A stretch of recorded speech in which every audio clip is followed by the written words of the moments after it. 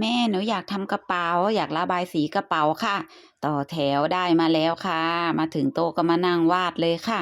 วาดตามจินตนาการหนูเลยหนูอยากวาดรูปอะไรนี่วาดรูปอะไรก็ไม่รู้ค่ะแม่ก็ดูไม่ออกวาดเสร็จก็ระบายสีแดงเอาเหลือตรงกลางไว้ด้วยระบายสีเหลืองยังดูไม่ออกค่ะว่าคือตัวอะไรระบายสีตกแต่งไปเลยนี่มีรูปหัวใจด้วย ทำไปเลยค่ะตามจินตนาการตัวเองเลยแม่นั่งรอค่ะเอาเขียนตัวหนังสือด้วยหาเบอร์แรนค่ะเขียนไป